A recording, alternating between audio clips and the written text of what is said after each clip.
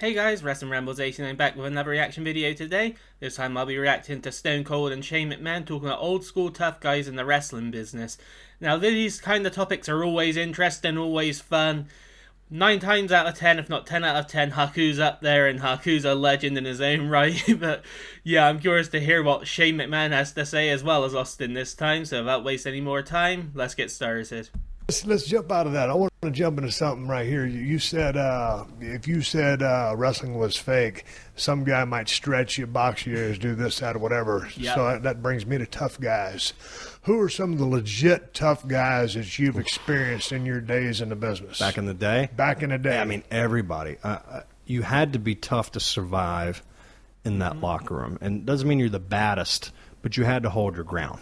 Yep. I agree. You had to stand up for yourself. Even though you know you're going to get killed, if you showed weakness or you cowered, oh my gosh, you were then, you were kicked out of the locker room, or then you were considered weak and probably run off for a while and the ribs would start on you and stuff like that. Yep. But legit, like, tough guys, Bruiser Brody, tough dude. Did you get a chance to meet Brody? Yeah, Brody. Andre, let me say, Morocco.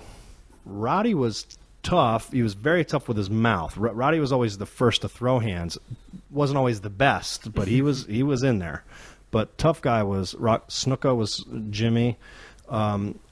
Sika Afa, specifically Sika. He was extremely tough guy. Matt Bourne. Played Doink. Oh, no, I'm glad you said the Matt Bourne name, because, boy, I tell you what, Matt was... He was tough. If you got on the wrong side of Matt, you better bring a sandwich. It's going to be a long day. Yeah. Rude. Kurt in his own way, Yeah, all those guys, most of those guys from Minnie straight up. If you did something, they'd tell you to face, hey, man, this is what's up, we got to settle a score. That's it. That's what I always appreciated about those guys. Oh, you didn't throw Ming in there, who's forever on everybody's list. I mean, it's kind of like an afterthought because it's always Ming. But none of those guys, in my estimation, was very mean-spirited. I mean, they weren't bullies. They were just badass guys. And a lot of times it was the drunk guys at the bars wanting to pick fight with the wrestlers because what they thought what they were doing was fake. Yeah. Right. Well, that was more of a list rather than an actual discussion per se, which is disappointing because I love hearing the actual discussions about it and why they were tough and like stories about some of the fights and antics they got up to. So a little disappointing, and I like how Austin had to throw in Meng/Haku at the end and just say he's so obvious he's an afterthought. That sums up a lot about him.